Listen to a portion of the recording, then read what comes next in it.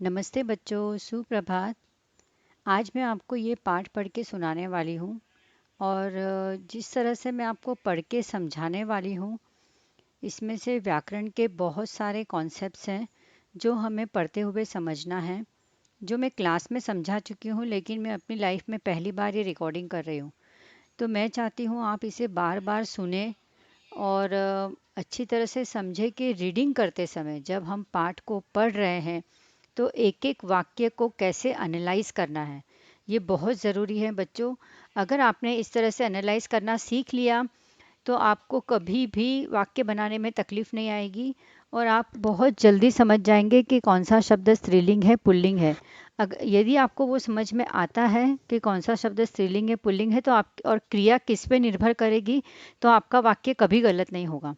तो ये बहुत ध्यान से सुनिए। मैं तो चाहती हूँ कि मेरे ग्रेड 6 और 7 के बच्चे भी ये सुने, क्योंकि मैं क्लास में समझाती हूँ लेकिन कई बच्चे सुन पाते हैं, कई बच्चे नहीं समझ पाते हैं। तो मेरी तो यही इच्छा है कि अगर आपके कोई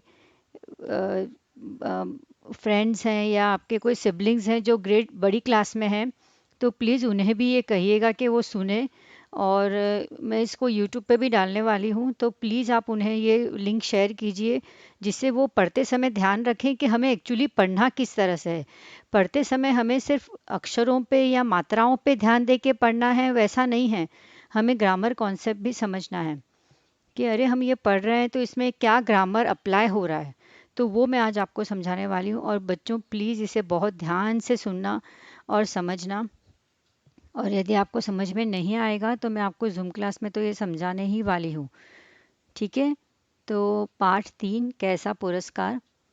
पहला वाक्य है, अध्यापक जी गणित का सवाल समझा रहे थे। अच्छा, अब इसमें मैंने आपको कर्ता कर्म और क्रिया सिखाया है। इसमें कर्ता है अध्यापक जी, कर्म है गणित का सवाल और समझा रहे थे हमारी क्रिया है, ठीक है। तो मैं फिर से दोहरा रही हूँ, क्रिया हमारी है समझा रहे थे, ये पूरा समझा रहे थे। कर्म है गणित का सवाल और अध्यापक जी हमारे कर्ता हैं। तो हमारी जो क्रिया है रहे थे, वो डायरेक्टली हमारे अध्यापक पे निर्भर कर रही है। समझा रहे थे क्यों लिखा है यहाँ पे, अध्यापक एक ही है, फिर भी हमने यहाँ पे उनको रिस्पेक्ट दिया है, अध्यापक जी कहा है। अगर जी नहीं भी लगा है तो भी आपको रिस्पेक्ट देना है और रहे थे कहना है, क्योंकि आपको पता है कि रहा था हम एक वचन के लिए कहते हैं और रहे थे हम बहुवचन और रिस्पेक्ट के लिए कहते हैं, ठीक है। तो हमारी क्रिया जो है ये वाली समझा रहे थे, जो क्रिया है वो डायरेक्टली अध्यापक जी पे ही निर्भर कर रही है, डिपेंड कर रही है, ठीक है। क्योंकि अध्यापक जी के बाद कोई भी विभक्ति नहीं है। Got it. सो ये बात ध्यान रखिए कि हमारी क्रिया डायरेक्टली अध्यापक पे निर्भर कर रही है। समझ में आ गई बात। अच्छा, इसमें दूसरी बात समझने की बहुत इम्पॉर्टेंट है कि सवाल, सवाल मतलब प्रश्न, आपका क्वेश्चन। तो क्वेश्चन एक संज्ञा शब्द है और ये संज्ञा शब्द पुल्लिंग में है। ये मुझे कैसे पता चला, क्योंकि यहाँ पे सवाल के पहले का लिखा है। देखिए का, तो का लिखा है ना, ये का लिखा है होने की वजह से मुझे पता चल गया कि सवाल शब्द जो है वो पुल्लिंग में है। अच्छा, अब बात रही हमारे गणित की। तो गणित एक विषय है, ठीक है। जितने भी विषय हैं वो सारे पुल्लिंग है, जैसे गणित, विज्ञान, इतिहास, भूगोल, ये सारे सब्जेक्ट जो हैं वो पुल्लिंग है। हिंदी, मराठी और इंग्लिश ये सब्जेक्ट नहीं है, ये एक भाषा है। सो सारी भाषाएं स्त्रीलिंग होती है। अच्छी तरह से ध्यान रखिए, कहीं पे लिख लीजिए कि जो भी भाषाएं होती हैं, देखिए गणित का सब्जेक्ट जो है वो हम इंग्लिश में भी पढ़ सकते हैं, हम मराठी में भी पढ़ सकते हैं और हम हिंदी में भी पढ़ सकते हैं, ठीक है। तो ये एक सब्जेक्ट है और हिंदी, मराठी, इंग्लिश एक भाषा है और सारी भाषाएं स्त्रीलिंग कहलाई जाती है। मेरी अंग्रेजी की भाषा, मेरी हिंदी की भाषा, मेरी मराठी भाषा, समझ में आया। मेरी इंग्लिश भाषा, तो सब जगह आगे मेरी मेरी मेरी लगेगा। लेकिन मेरा गणित, मेरा इतिहास, मेरा भूगोल, मेरा विज्ञान बहुत कमज़ोर है। अगर मुझे ऐसे बोलना है तो मेरा गणित, मेरा इतिहास, मेरा भूगोल, मेरा इतिहास भूगोल मतलब इतिहास मतलब हिस्ट्री एंड भूगोल मतलब ज्योग्राफी, ठीक है बच्चों। तो ये जो भी सब्जेक्ट हैं जो हम दूसरी भाषाओं में भी पढ़ सकते हैं, ऐसे सब्जेक्ट सारे हमेशा पुल्लिंग ही होंगे। ठीक है बच्चों, तो ये आपको समझ में आया मैंने कैसे एनालाइज किया पूरा सेंटेंस? हाँ, ठीक है। नाउ नेक्स्ट सेंटेंस पे हम जाते हैं। गोपाल कृष्ण बड़े ध्यान से सुन रहा था। नाउ यहाँ पे गोपाल कृष्ण जो है वो हमारे कर्ता हैं, ठीक है। ध्यान से सुन रहा था इज द वर्ब, क्रिया, ठीक है। और बड़े ध्यान से, अभी ये जो है बड़े ध्यान से शब्द जो है वो क्रिया विशेषण है। आपको पता है एडवर्ब्स इन इंग्लिश आपने सीखा होगा, एडवर्ब्स कि जो क्रिया की विशेषता बताता है। एडजेक्टिव और एडवर्ब में क्या फ़र्क है? हमारा जो एडजेक्टिव होता है, विशेषण जो होता है, वो संज्ञा और सर्वनाम की विशेषता बताता है।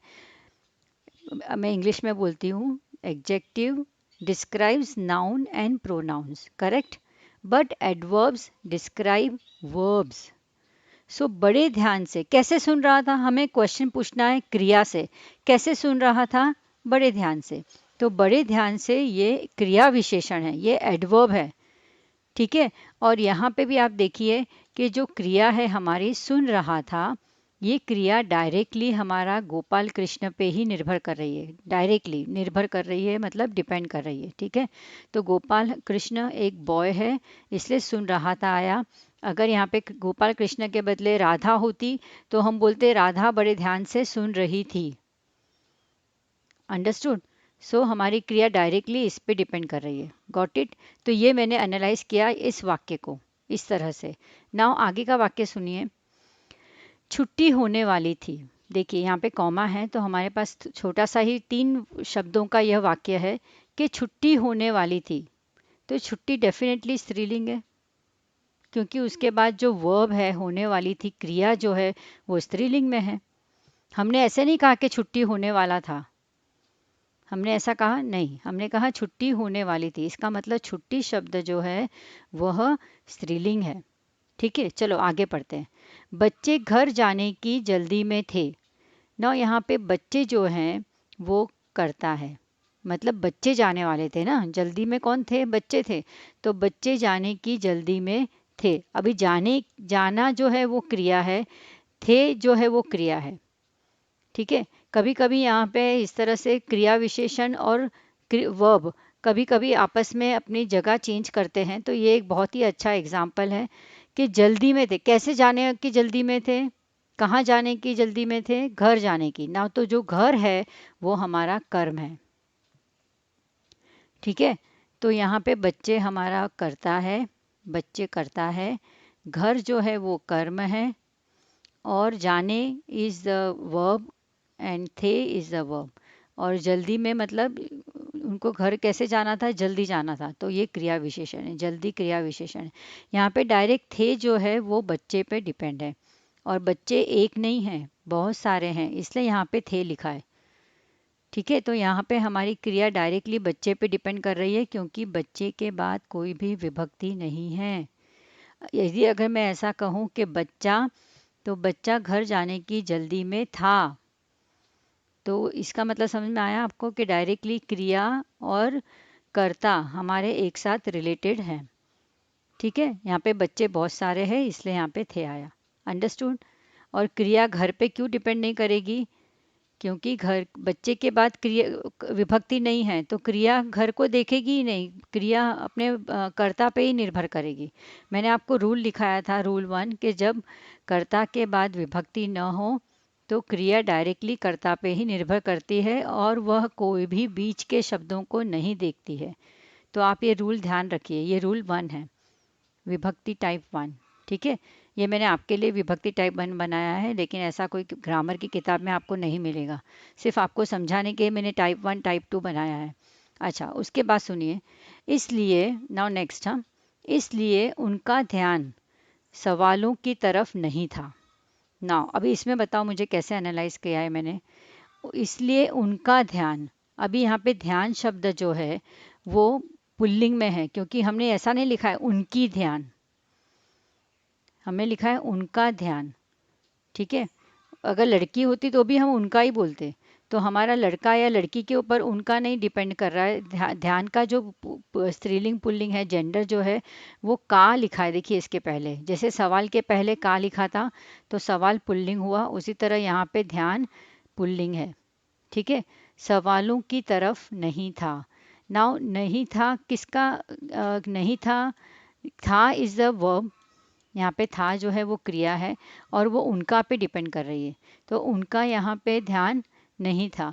लेकिन है ना, ये जो क्रिया यहाँ पे एक वचन में क्यों है, क्योंकि उन मतलब बच्चे हैं एक्चुअली, तो यहाँ पे थे आना चाहिए, लेकिन उनके बाद का लगा हुआ है।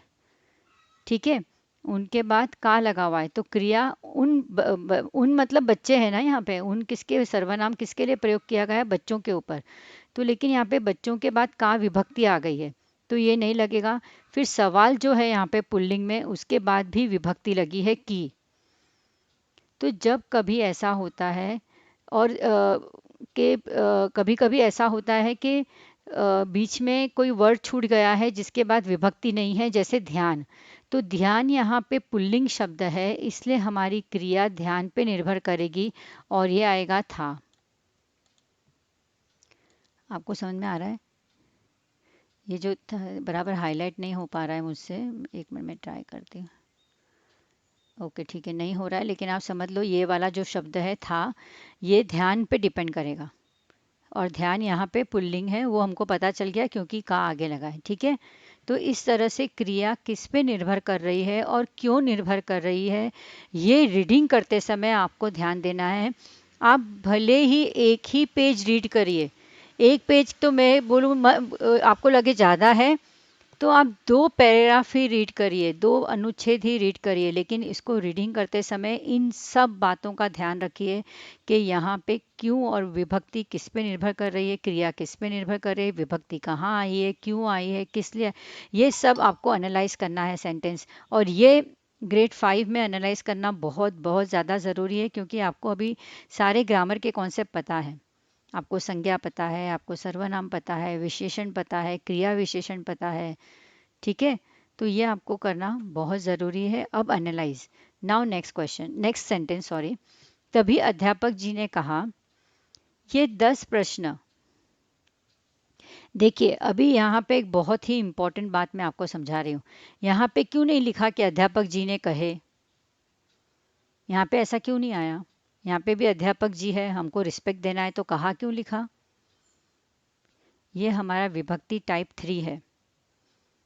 देखिए सुनिए क्यों, क्योंकि क्या हुआ है कि अध्यापक जी के बाद विभक्ति लग गई है ने।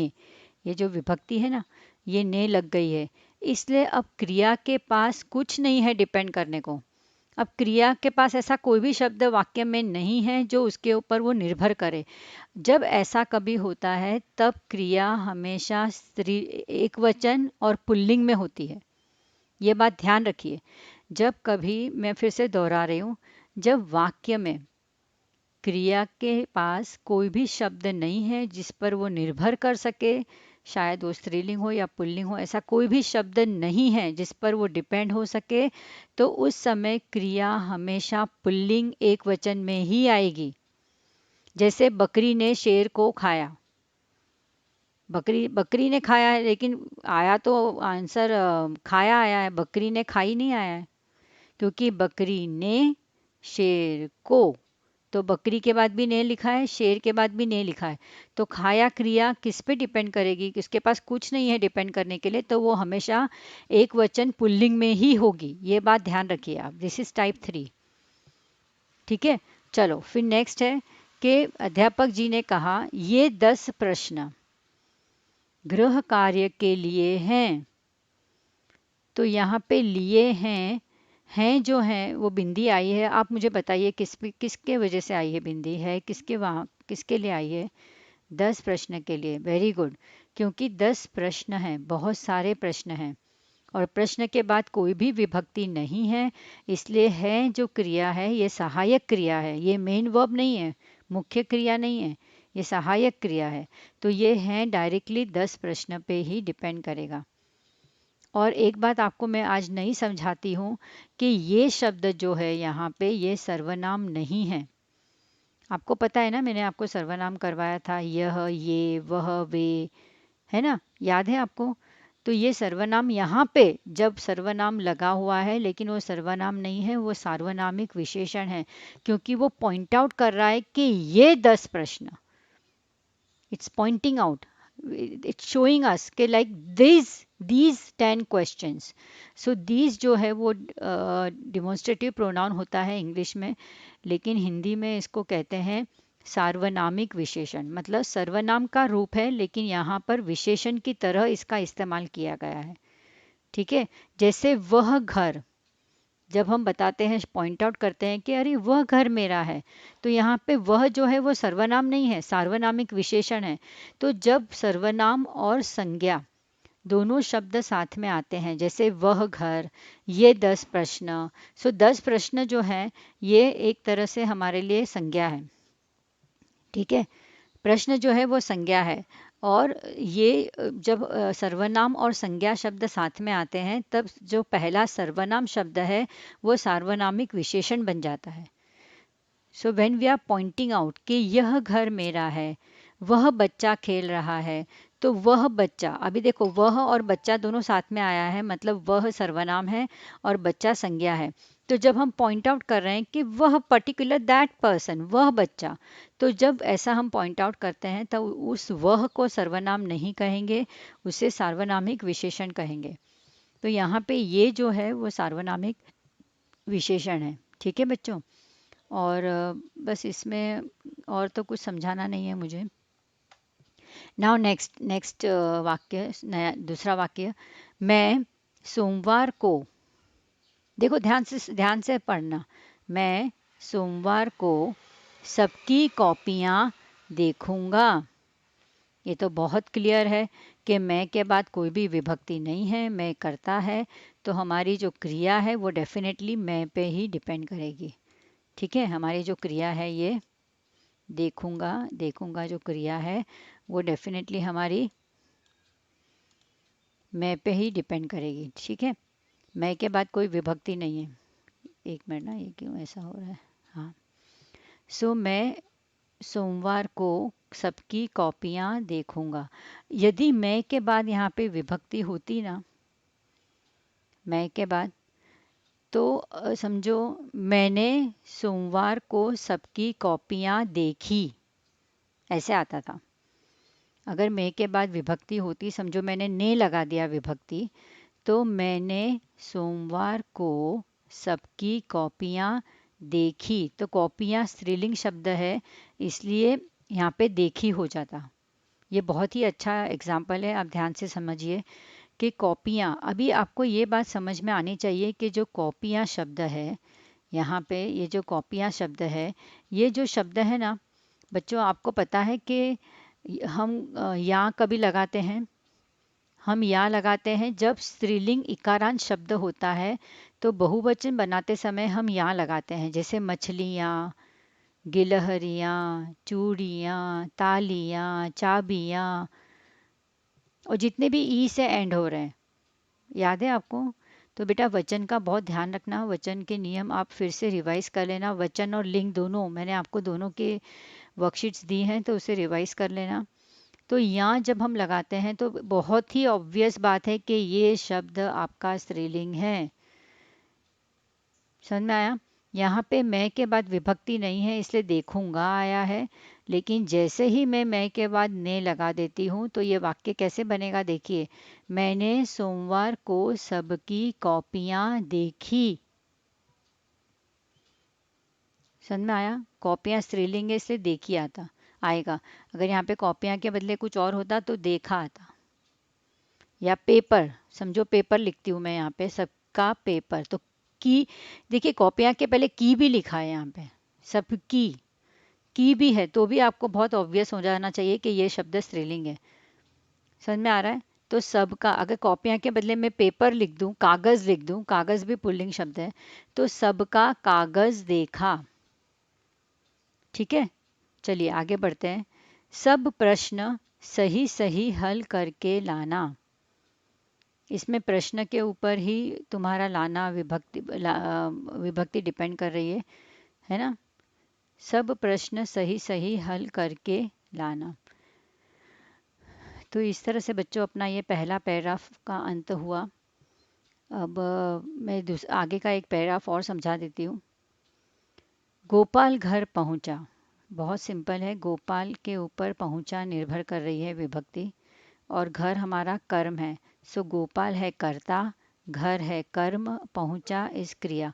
अच्छा, अभी मैंने जो अब आपको क्रिया विशेषण की बात बताई थी, तो आप ज़रा सुनिए कि मैं अगर इसमें क्रिया विशेषण लगा दूँ धीरे धीरे, तो क्या हो जाएगा?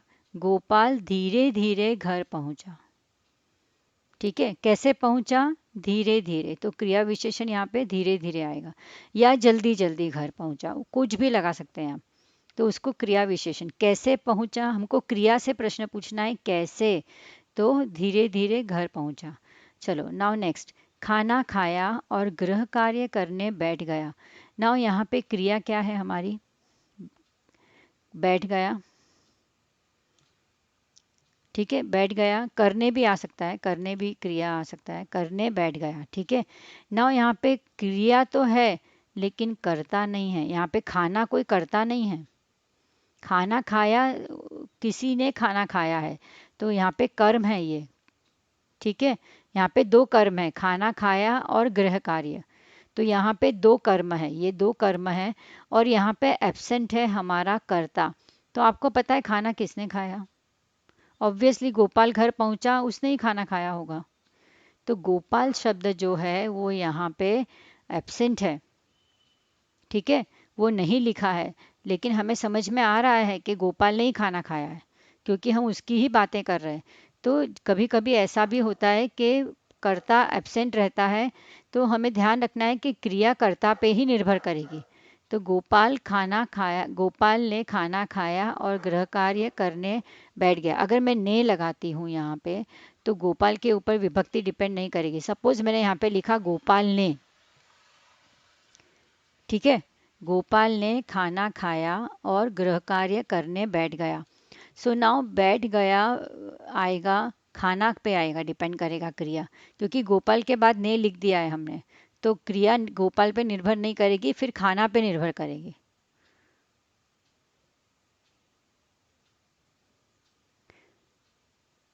नहीं बच्चों, इसमें गोपाल पे ही निर्भर कर रही है। ठीक है, तो इन लोग ने ये दोनों सेंटेंस ज्वाइन कर दिया है। गोपाल घर पहुंचा, खाना खाया और गृह कार्य करने बैठ गया।